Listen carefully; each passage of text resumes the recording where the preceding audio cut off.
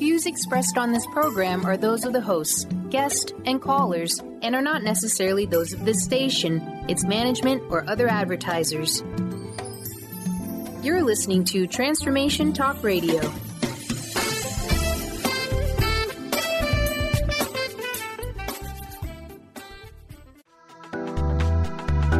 This show's audio was via a Skype call.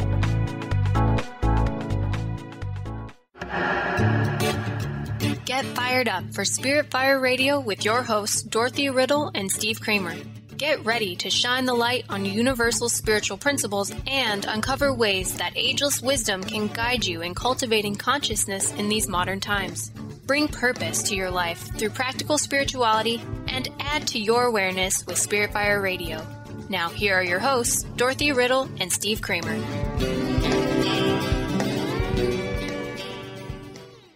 Hello, listeners. Welcome to yet another episode of Spirit Fire Radio. It is a delight to be with you. My name is Steve Kramer, and I'm joined by my delightful co-host, Dr. Dorothy Riddle. Hi, Dorothy.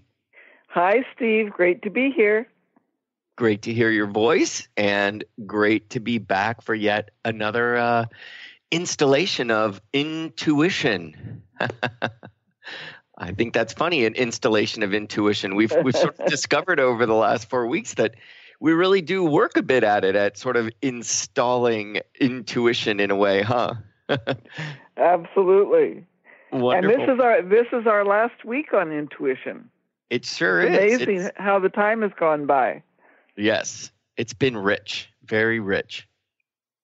So do you have a quote for us today? Let's start off with a quote. I'm sure you do. I do. In fact, I have two quotes, Steve. The first is from Einstein. He writes, "I believe in intuitions and inspirations. I sometimes feel that I am right. I do not know that I am." I think that's really beautiful. Yes. And then the second one is from Dr. Joyce Brothers. "Trust your hunches. They are usually based on facts filed away just below the conscious level." Nice. Mm-hmm. Dr. Joyce Brothers. I haven't heard her name in a while. It's lovely to conjure image. And Einstein, Dorothy, right? We've talked about Einstein so much in this, well, we talk about him a lot, actually, right? We've talked about him all year, but certainly in intuition, we've talked about him so much. And isn't it interesting as a scientist how much he comes into play, and how much of a spiritual bend and feeling nature, and so much that goes beyond the concrete scientific mind is associated with him, when most people would say he's the greatest scientist, right? That's right. And remember that quote that we gave earlier in the month: the intuitive mind is a sacred gift, and the rational mind is a faithful servant. We have created a society that honors the servant and has forgotten the gift. I just really love that quote. I love it too. Yes, indeed.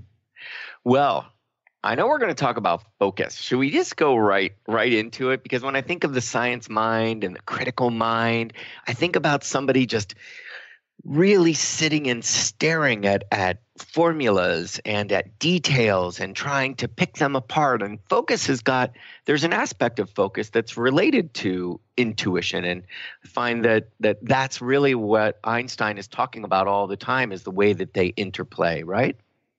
Absolutely. And when we talk about focus in terms of cultivating the intuition, which is our main focus for this hour, it's the focus is about listening to those inner promptings, about noticing the usually not noticed. And so the data-driven rational mind focuses on what's right there, what is very obvious, the objective. And what we're talking about is the inner promptings. Right. And it's one of the sort of sort of revelations, if you will. I was going to say unfoldings, but in the same way that's a revelation for me personally through this whole month has been how much we really play a part in that. And that I appreciate that you said the noticing the usually not noticed. And I would say even more so that that's not what engages the intuition, but it's what acknowledges it. And that somehow we're collecting all this data, and somehow our mind doesn't always, our conscious mind, as Dr. Joyce Brothers said, our conscious mind isn't always what will be the first to nab a little piece of data, but it's our intuition, and that it's actually culling from all that we've collected. So that noticing the usually not noticed is almost more of an acknowledgement that intuition exists, and we notice that, wow, we've really picked that up.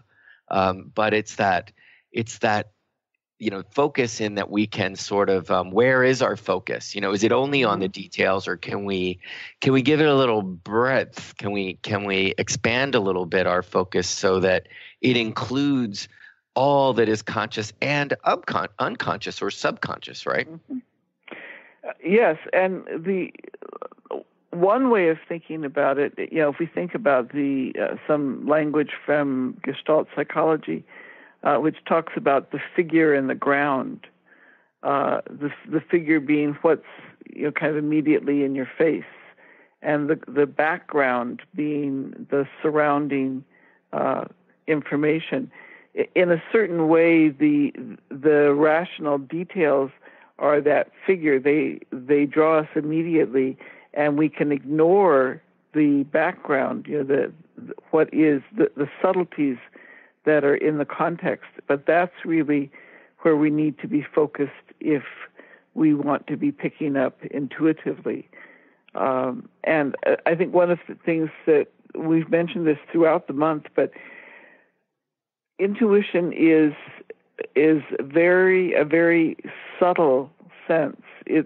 We describe it sometimes as that still small voice, and it can be drowned out really easily. It can be overlooked really easily. So if we want to pay attention to it, we need to focus in a way that enhances and even brings it out. Yes. I love if you've ever done a candlelight meditation, which is an exercise where you basically focus your mind, just focus your eyes rather, not your mind, on a candle, and just try to allow your mind to be empty and not follow a thought. And anytime your thoughts start to go somewhere, you focus your eyes back on the candle. And it's almost like you are, in a sense, you are limiting your five senses. And this magical thing happens after a while, that you really do start to engage your intuitive sense. You create space in your mind. You create space, and it allows for that which is in that realm of intuition to actually start to play almost. It's like you create this playground for intuition. I kind of love that. It's like focusing the mind creates clarity, and that clarity then creates space in the periphery, and it allows access to intuition. Mm-hmm. You could also, another way of doing that through a particular type of focus is listening to your body. There's usually a physical component to the operation of our intuition. And so we can teach ourselves, we can learn what that is. I mean, for some of it, it is getting a kind of a tingling sense. For some, it's getting goosebumps. For some, there may be other kinds of signs. For myself, it's kind of there's a kind of a ringing silence, which sounds contradictory, but there's this very vibrational sense. What do you think that is, Dorothy? I'm curious. What is your sense that what is happening on the physical level? Do you think? Well, I think what is happening is that we are in a much more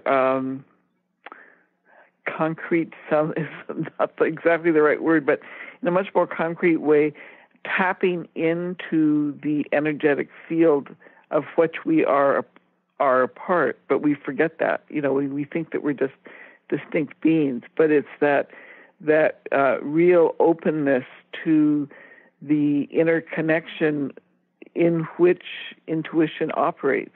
You know, the universal mind that we tap into in order to get intuitive insights. What do you think it is? Well, that was such a lovely way of putting it. That was really, really something. And actually, that what's really cute is it gave me goosebumps. And you know what? Because as you were talking, and isn't this the beauty of intuition? And we're going to talk about this some more as this show goes on. And it's so lovely as you and I have a rapport. We often come at things from different angles, but we really will land on the same truth, right? We'll land on that truth. And oftentimes when the words you would choose would not be the words I would choose, but it takes me there in a way that's unexpected. And so all of this sort of new data is sort of collecting and creating new connections in my mind to where I think it's going. And it's exhilarating. It's like, wow, yes. So I sort of sense that intuitive, that sensation is in the body. As you were saying that we're connecting to this greater field, I picture it almost as if we're zooming through time, space to this higher ground. We're sort of actually zooming, though we're not physically moving. Energetic aspects of us are really reaching new heights. So as the physical body would experience moving very quickly through space and you would get goosebumps from the air against your skin, I can imagine that almost energetically we're zooming to a new height and a new awareness, and that's creating goosebumps. That's rather poetic, don't you think? That's really interesting. And it's interesting that you use that image, because the image that resonates for me is, when you drop a pebble into a still body of water and it ripples out in all directions. Oh, nice. Yeah. Right. Yeah. So you're expanding your awareness, you're expanding your sense of the field, but it's actually expanding in all directions. And what I like about that too is there's a landing. Because we often talk about intuition as something that drops in. Einstein has said that. It is a beautiful quote that I actually looked for. For some reason, I couldn't find it, where he talks about his ideas as precipitations. And I picture an oil lamp, those beautiful oil lamps that have the beads of oil that string down. He actually gave a beautiful description, and I believe he even uses the word angels, that these thoughts are delivered to him as these droplets. It's quite beautiful. So I love that your imagery has got to do with this dropping in and then creating ripples through our system. Beautiful. Well, Dorothy, we're at our first break, so listeners, we'll be back right after these messages.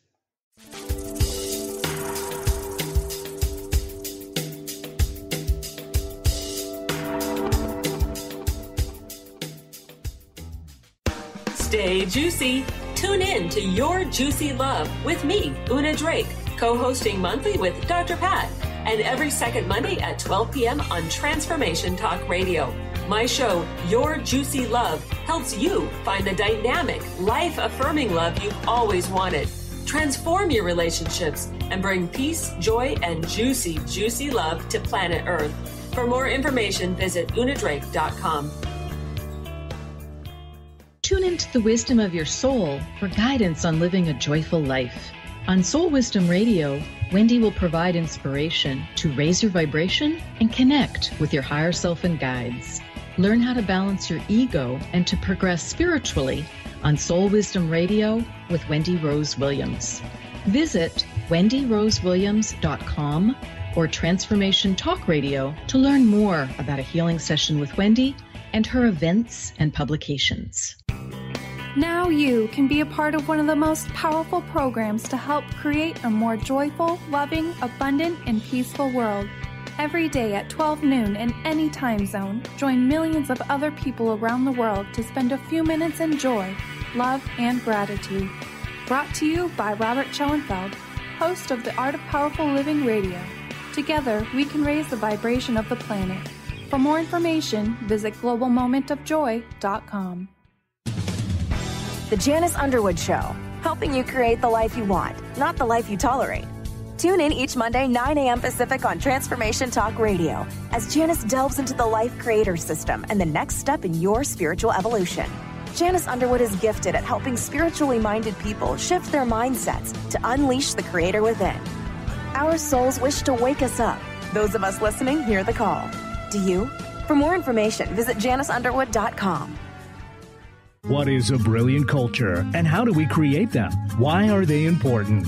Claudette Rowley has created a breakthrough 5-step process to help you align your culture with your business strategy for exceptional results. Looking for a culture that drives organizational excellence? Listen to Cultural Brilliance Radio, the second and fourth Friday of each month at 10 a.m. Pacific and 1 p.m. Eastern on Transformation Talk Radio. To learn more or work with Claudette, visit culturalbrilliance.com. Be you plus live your purpose equals joy. That's the motto of Unstuck Joy with Vicki Todd. Vicki believes you were born with gifts that are meant to make the world brighter.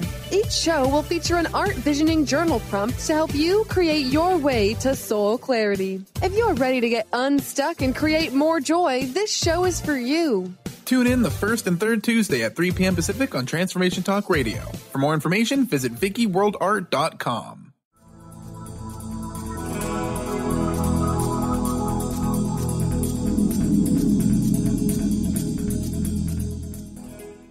Welcome back, listeners. We are going to continue our discussion on intuition and how to cultivate that in your everyday life. But before we do that, I'd love to spend a moment to talk about the organizations which Dorothy and I represent. Dorothy, tell us a bit about the School for Esoteric Studies, if you would, please. Yes, absolutely. So, listeners, Spirit Fire Radio is part of a conscious collaboration between Spirit Fire and the School for Esoteric Studies, with which I'm associated. The School for Esoteric Studies, which you can find out more about us at esotericstudies.net.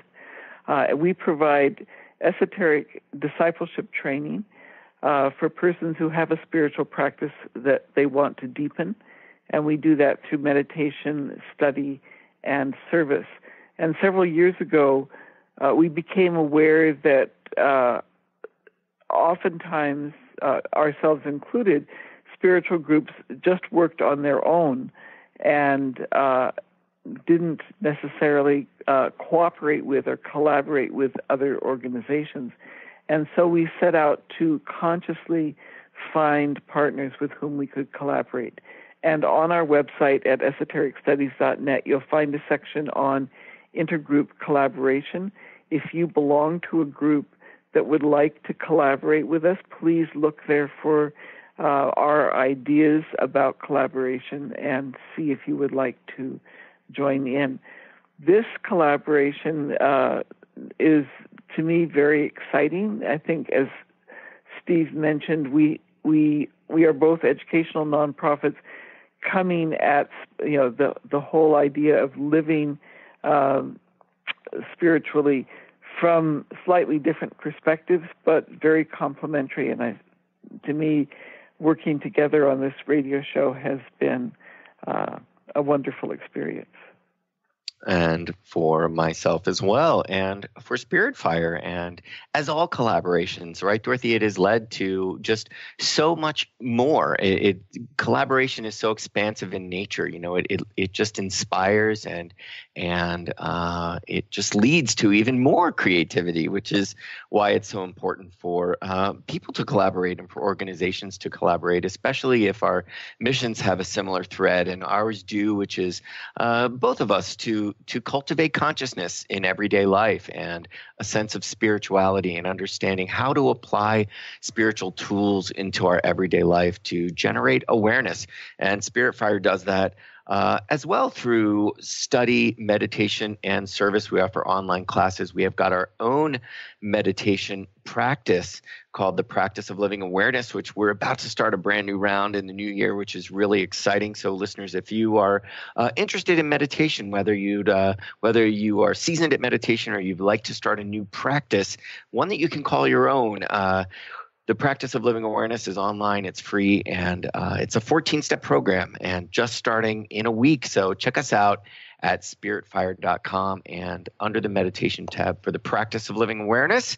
And yes, Spirit Fire Radio, as well as looking at spiritfireradio.com if you'd like to look back at a year's worth of shows. We've got one more month. After this one, we're going to look at Heart Mind. And it's been an exciting year, so all of our archives can be found there or through our host radio network, Transformation Talk Radio. So, Dorothy, let's continue our conversation on intuition and talk a bit about emotions. Would you like to kick that off? Yes. When we talk about cultivating intuition, when we talk about any kind of change, as a matter of fact, we have to talk not only about what we need to do, but also what we need to undo. And one of the things that we need to undo if we want to cultivate our intuition is releasing negative emotions. We had a whole month on forgiveness, and we talked about how forgiveness is really about releasing that knot of energy within ourselves that gets created through pain or feeling shamed or whatever happened, whatever abuse we experienced. And in the same way as that knot prevents us from being part of the whole of relating to other people, any negative emotion will block the intuition, because the intuition is a sense that operates in that field, that interconnected field. So we need to be able to be open to that field and to the empathic experience of connection. Yes, we used that term last month of being pinched off, and I think that's such a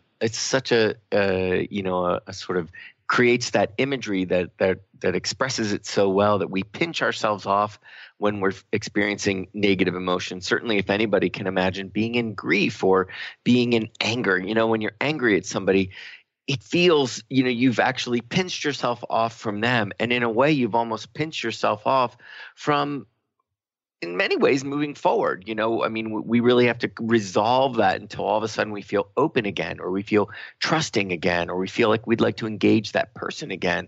And so intuition really, as you said, is so much about connection. It's so much about that relationship between all that is, and especially between people, and between our response to situations and our response to ideas or beliefs, or even the way we would relate to another. So indeed, we've got to sort of open that up. It's the holiday seasons. I think about the opposite of a negative emotion. During the holiday season, if you're exchanging gifts and you think about someone you love or someone you're about to give a gift to, or you think about what you might want to give them, as you generate that sort of connection, and that as you draw the idea of them in, or you sort of acknowledge that connection, your mind sort of opens up. I know my partner is just the best at giving gifts. He's just genius. And you get these gifts and you think, how did you think of that? And you realize that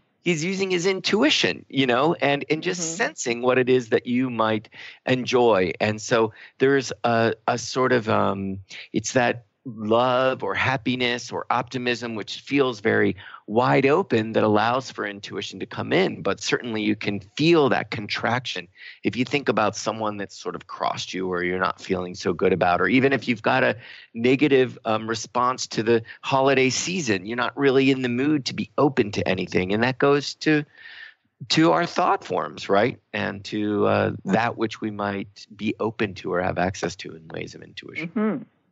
Well, and at least to me, we can feel this on a very muscular level. If you, those of you who are listening, if you think about being afraid or being angry or any of those negative emotions, you can actually feel your muscles contract, and you probably, if you watch yourself, you probably find yourself kind of bending in, getting kind of hunched over.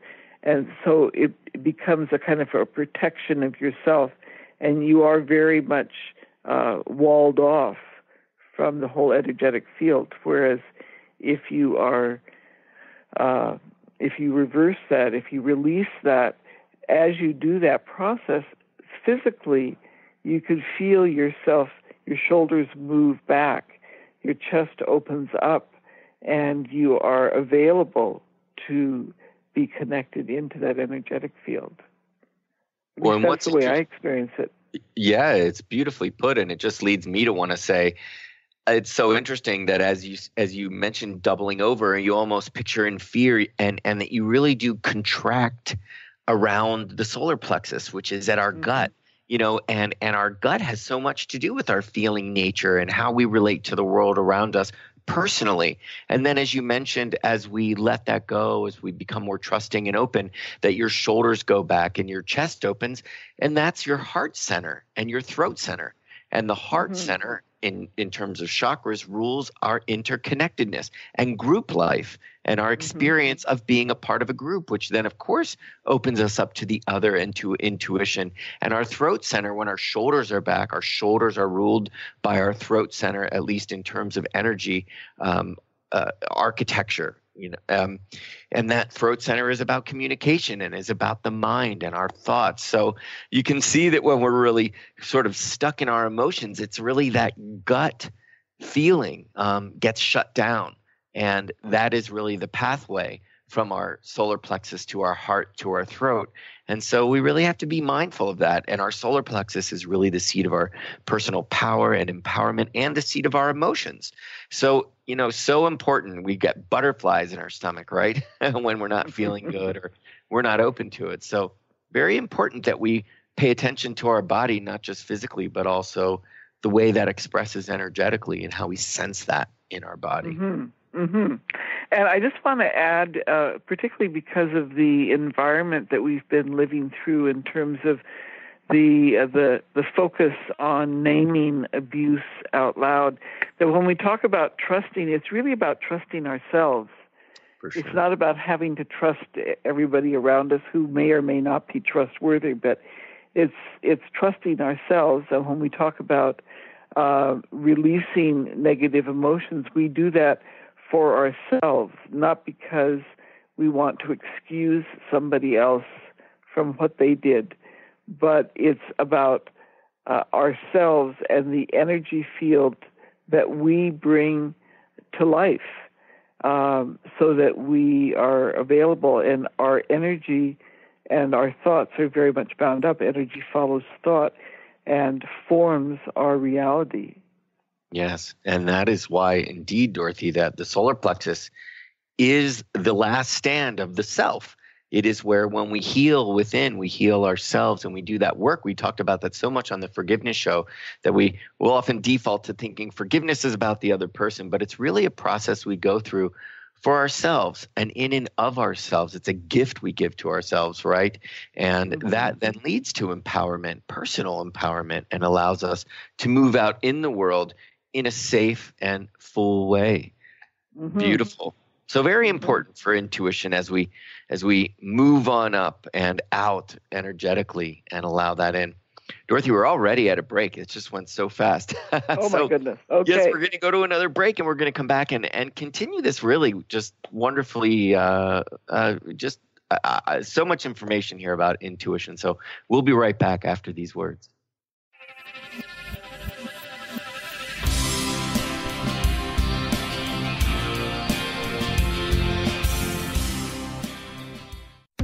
Winning at the game of money. Lynn Brown is now offering Full Spectrum Finance, a progressive 12-month program that will help you to navigate through the mechanics of financial expansion. Finally, a financial planner who looks at the full spectrum of money and abundance. Engage you in the mental, physical, and energetic aspects of finance. This is Full Spectrum Finance. Are you ready to get into it? For more information, go to fullspectrumfinance.com. To see your life from an angel's perspective, book a personal consultation with Claire Candy Huff, angelic walk-in angel Ariel at Angel Healing House. Candy provides intuitive counseling, Reiki, and angel readings in person in Los Angeles or nationally and internationally via phone or Skype. She will channel the practical tools you need to transform your life. Call now 831-277-3716 or visit angelhealinghouse.com. Set your intention for 2018 at Spirit Fire's annual New Year's Meditation Retreat. Find yourself at the peaceful Berkshire Mountains of Western Massachusetts this January for a weekend of meditation, amazing food, and planning. Planning to have the most exciting year ever. Visit upcoming events at spiritfire.com for more info. Happy meditating!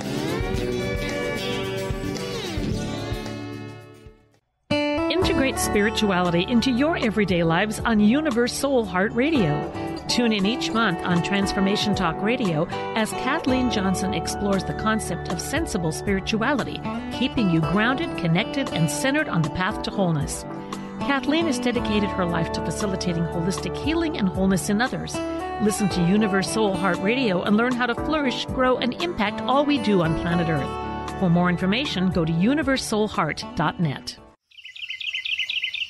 What if your body and mind were the compasses to the secrets, mysteries, and magic of life? Glenna Rice, co-host of The Questionable Parent, is inviting you to access all that is possible. Glenna is a 10-year certified veteran access consciousness facilitator who offers an amazing variety of life-changing classes and workshops. Work with Glenna from anywhere, with teleclasses and workshops all over the globe. To learn more and see Glenna's current schedule of events, classes, and workshops, visit glennarice.com. Choose the new earth on the Cornelia Stephanie Show. Tune in each week on Transformation Talk Radio as Cornelia takes listeners on an odyssey of higher consciousness to inspire, educate, and empower.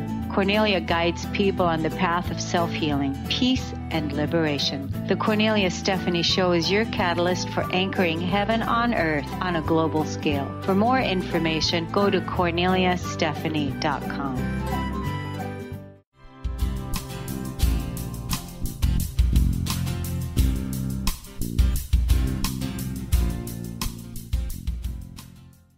Welcome back, listeners. We are going to continue our discussion on intuition, ways to generate intuition, to cultivate intuition into your everyday life. Dorothy, you sent me a wonderful quote as we were preparing for this show, and it seems befitting at our sort of halftime. I wonder if you might share that quote from Ingrid Bergman. Yes. The quote goes, "You must train your intuition. You must trust the small voice inside, which tells you exactly what to say, what to decide." And I really like that, Steve, because it emphasizes that intuition doesn't just manifest automatically. I mean, it's there, the potential is always there, but we have to train. It's not even so much training the intuition, it's training ourselves to pay attention. And one of the keys to that is being in a place where we can hear that small voice inside.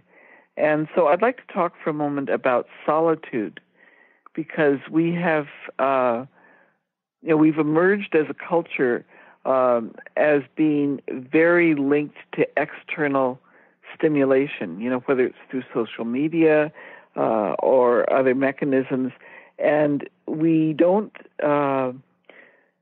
necessarily make a practice of solitude, of that stillness that allows us to hear, to hear the voice of intuition.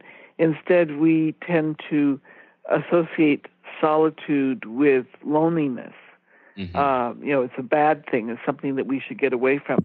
And yet that kind of disconnecting from external stimulation and tapping into the whole field of energy is critical. It seems a bit contradictory, but it's a really important differentiation. Well, something came to me, as you were reading the quote from Ingrid Bergman, that when you said you must trust the small voice inside, and so much of what you're saying, it's really quite brilliant in that I was noticing as you talked about it, you were saying, of exterior stimulation and to trust the voice inside. There's this idea of outside and inside. And it really is so much about trust. And I find that when somebody makes a choice, especially in this day and age and in the Western Hemisphere, where solitude is something that we really have got to ask and make a point of achieving in our lives, really making it happen that we spend time alone. It seems like we need to really effort in some ways to have time alone and know it's important and necessary, that in just asking for that time or creating that time, in a sense, you're saying, I trust myself and I trust my needs and I trust that there is more to my life than that which is happening outside of me. So I just appreciate that idea linked to trust. Mm-hmm. Yeah. And I think part of what gets confusing is when we're talking about intuition, we're talking about tapping into the whole of which we're a part. And that's an energetic whole of which we're a part. It's not the chatter of external stimulation. Yes. It's a linking. We link to others through our soul, or we link to others through our heart center, or whatever language you want to use for that. But that means that we have to ourselves be in touch with that in order to make that linking. Well, it's what I find so brilliant about nature, to be honest. And, Spirit Fire owns 95 acres of land in the foothills of the Green Mountains. It couldn't be more pristine.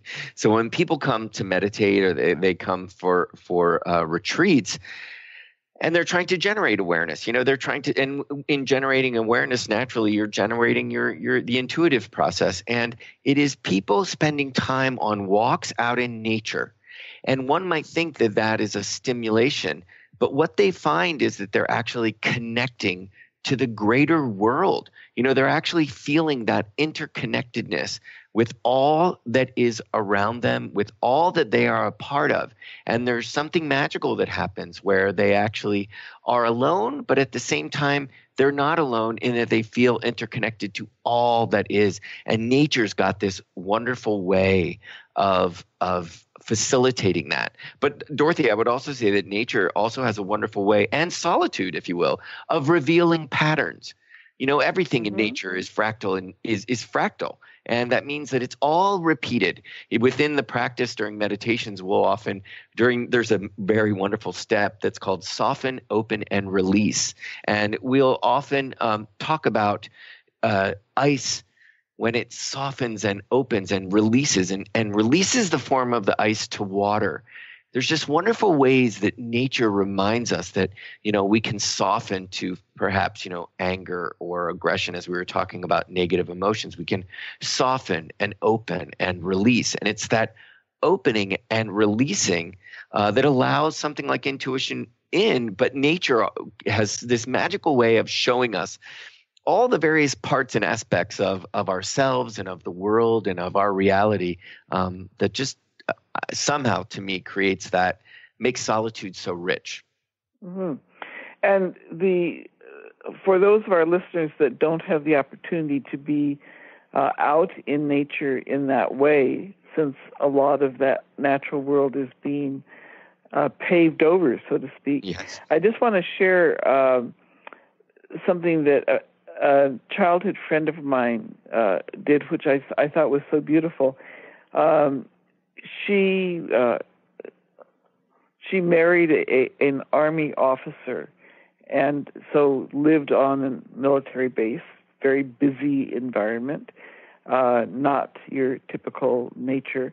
And she had 2 sons, and she wanted them to be in touch with their intuitive and creative selves. And so from the time when they were quite young, she would have them spend, I think she started with 15 minutes, quietly by themselves, in a corner, not talking to anybody, not reading or anything, just being quiet, just being still within themselves.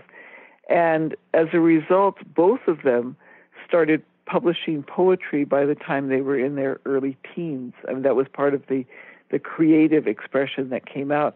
But just the fact that she had the thoughtfulness to create for them or provide them with the structure where they could spend that quiet time, that solitude, and learn to love it.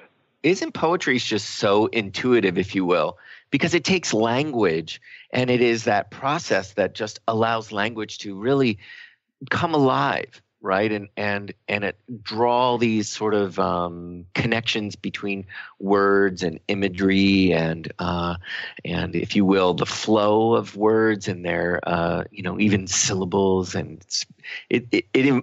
I find poetry just to be so intuitive and to engage our creative and intuitive mind when we read it. So beautiful. And, basically she was allowing them, creating space for them to meditate. Mm-hmm. That's right. Without giving them a formal meditation, but the kind of solitude that is what meditation is about in order to become aligned, right? Absolutely. Become centered.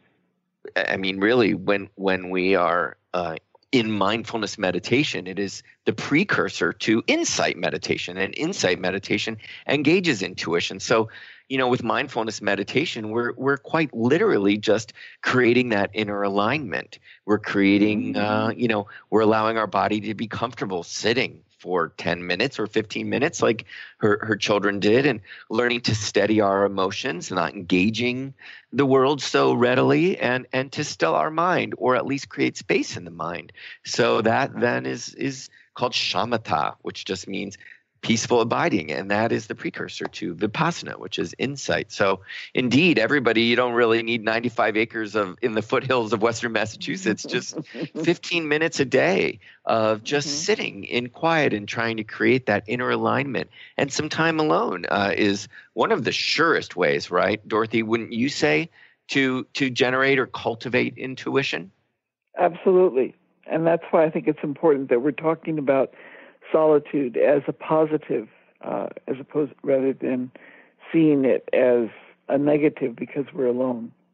And again, it just to reiterate that so often when we don't ask for or acknowledge the need for solitude, it's because we're looking to the outside world for, I don't know, not to be too harsh, but for some kind of acknowledgement of ourselves, or for some kind of affirmation, or for just simply for attention, or for recognition, or to be loved. Sometimes we look for that outside of ourselves. And if that isn't, the ultimate spiritual conundrum, that all we need is inside, and sort of asking or acknowledging that solitude is important also acknowledges, that we can bank on ourselves. We can take refuge in ourselves and find what we need to get by. Mm-hmm. Mm-hmm. Beautiful. Well, Dorothy, we're already at another break, so we're going to go to a break, and when we come back, go a little bit deeper into mindfulness. I think it's a really important aspect of generating our intuition. So, after these words, Dorothy and I will be right back.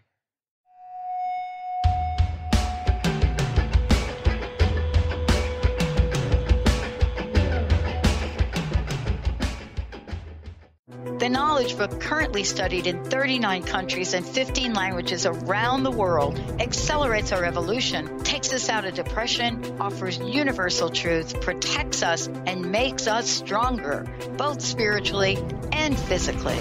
So if you are interested in the Knowledge Book, visit usa.theknowledgebook.net and tune in to the Knowledge Book Radio with Marge Potasic on TransformationTalkRadio.com.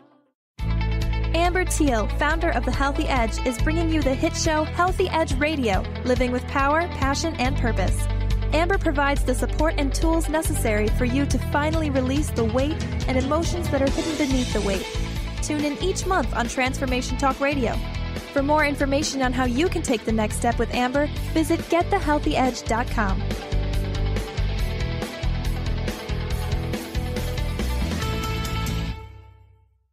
Isn't it time to put your health first, to give yourself the gift of whole body wellness? What if embracing unconditional love and self-care was the first step to wellness? Could you honor that for yourself? My name is Audrey Michelle, host of Rewired Life Radio and the author of Rewired Life, A Journey to Untangle Chronic Pain and Endometriosis. In my book, I share how I healed from 17 years of chronic pain and disease. Get your signed copy at audreymichelle.com/book, spelled MICHEL.com/book. Tune in to the Psychic Professors Show, The Voices of Spirit Radio, with international medium and spirit artist Dr. Susan Barnes on Transformation Talk Radio, featuring a variety of spiritual topics such as psychic art, spiritualism, EVP, psychic development, and mediumship. This hit call-in show provides listeners with breakthrough wisdom to enliven and enlighten their lives. Visit spiritartgallery.net. Tune in each Friday, 2 p.m. Pacific, 5 p.m. Eastern on Transformation Talk Radio. The Truth is Funny. Shift Happens with Colette Marie Steffen is excited to welcome Karen Benton as a monthly guest host. Tune in on the third Wednesday of each month at 8 a.m. Pacific Time to regain confidence and trust in your capacity to create change in your life, your health, your family, and your well-being. Karen Benton is a mother, nurse practitioner, certified body talk practitioner, Franklin Method instructor, and owner of Limitless Living LLC. For more information about Karen, visit KarenBenton.com. Wow. Hey, everyone. Welcome. Welcome to the Dr. Pat Show. This is Talk Radio to Thrive By. I'm telling you, I got to pinch myself some days because when each of us gets called to do something that we so not thought was in our wheelhouse to do for a purpose that's so much greater than us, we get to show up and shine. If you would like to show up and shine on the Dr. Pat Show as a co-host or sponsor, send us an email to inspire@thedrpatshow.com.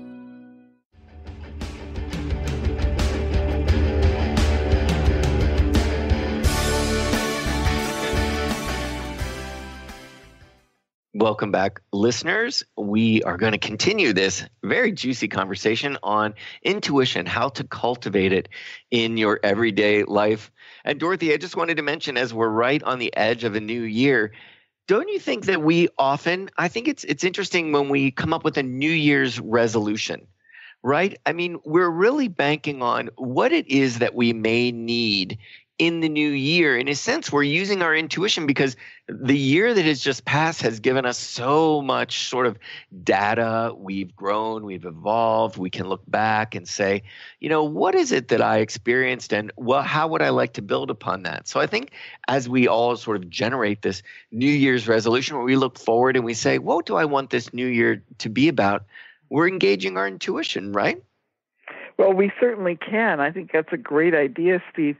All too often, New Year's resolutions deal just with the concrete. You know, I'm going to exercise X number of hours a week. I'm going to cut back on calories. I'm going to stop drinking. You know, those kinds of things, as opposed to, I really like what you said about spending time in solitude, really feeling our way into what is it that we that will enhance us for this coming year? What is it that will make it possible for us to live a full life and contribute in the ways in which we want to the common good?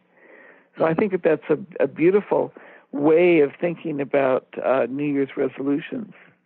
Well, and I think it accentuates all that we've said about trusting oneself. You know, it makes intuition so exciting to think that I have to just look at your life and say, I have collected so much data through experience and I have generated so much data and knowing that our intuitive process will use that and just acknowledging that you are going to use that to your higher good and then ask, as you say, you know, what form can that take? How can I best how can I best serve, you know, how can I best be used by the greater good of consciousness as a tool? I love, that's what Oprah used to always say. You know, she says, I used to pray and ask God to use me, show me how you'd like to use me. And that's a wonderful way to sort of allow intuition in a purposeful way. So mindfulness, Dorothy, let's just talk a little bit more about it, right? I think it's such an important aspect.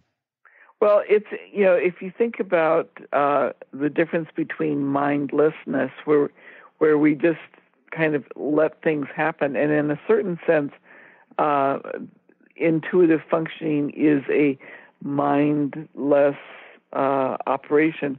Mindfulness becomes important to make sure that we are focused and available to hear that small voice. And one of the big issues is filtering out our mental chatter. I mean, we talk to ourselves all the time, and we often talk in negative ways to ourselves, but it's like this little computer tape that just runs and runs and runs in the background. So learning to turn that off and to filter out irrelevant mental chatter, just asking it to go away repeatedly, and so that we can hear what it is that is really relevant and meaningful to us. Mm.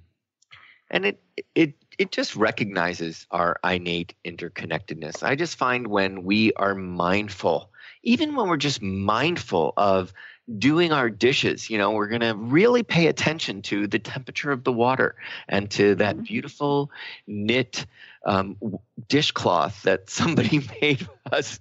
I have a really nice hand knit dishcloth that just brings me back to sort of gratitude and how much I love it. But I find that we really tap into this innate interconnectedness, and from that place, that is the point of departure, or it is almost like the magnetic pull. I always think of intuition as magnetic in a way. And as we're mindful, as you say, as we filter out that mental chatter, and as you said at the beginning, we notice the usually not noticed. We're really just recognizing that we are interconnected in every possible way, down to minutia. We are part of the one life, which is all energy. We're made of energy, and it makes me think of all of these experiments on telepathy and on ESP by really amazing scientists and thinkers. Dean Radin is one, and Gary Schwartz has done tons of experiments, and Lynn McTaggart is another one who I really adore. Listeners, any one of those, Radin, Schwartz, and McTaggart, looking them up. But this idea of there's one experiment where nursing mothers take note of the time. Babysitters will make note of a time when a little infant is in distress, and these nursing mothers will let down milk at the exact same time.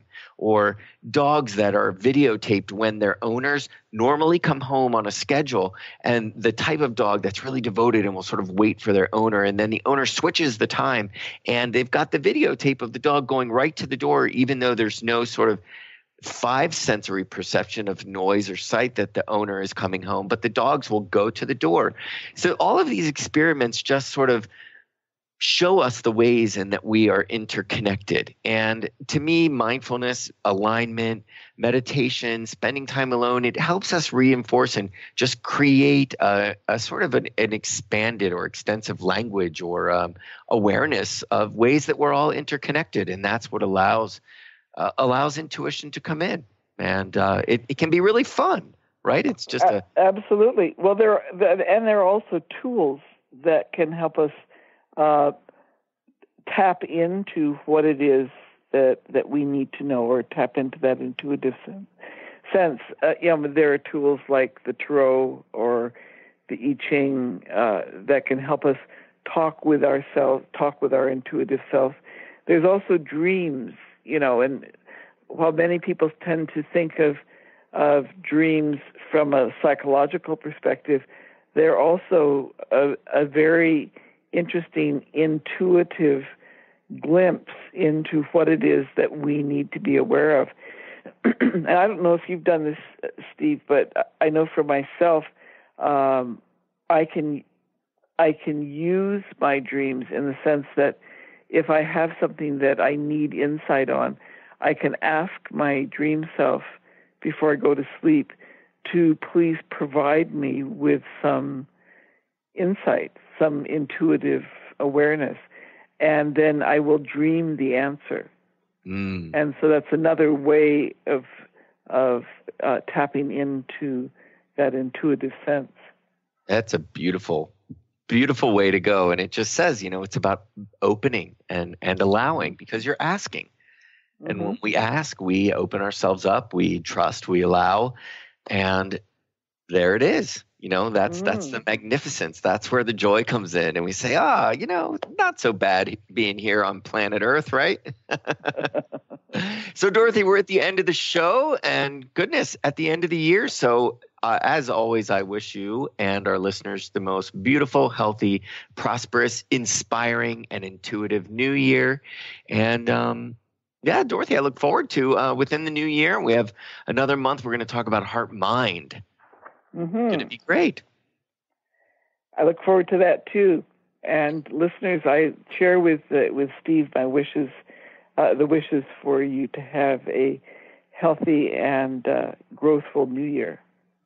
Yes, indeed. It has been it's been a wonderful one. And once again, if you have any questions or anything you'd like to ask us, or some ideas for season 3, Dorothy, we haven't really made a formal announcement, but yes, we're going to do another season of Spirit Fire Radio. Any of you listeners have really wonderful ideas about this next new endeavor, send us an email to spiritfireradio@spiritfire.com. Did I just let the cat out of the bag, Dorothy?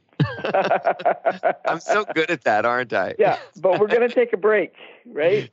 We're going to take a couple months break, and then we'll come back. What is it, in May?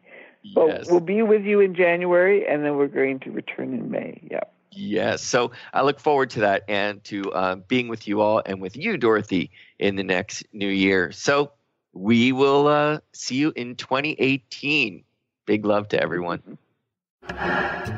Thank you for listening to Spirit Fire Radio. Tune in each Wednesday at 9 a.m. Pacific, 12 noon Eastern for your weekly guide to purposeful living and practical spirituality.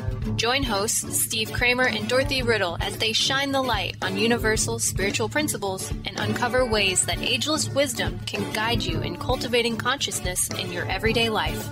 Add to your awareness with Spirit Fire Radio. To learn more, visit spiritfireradio.com.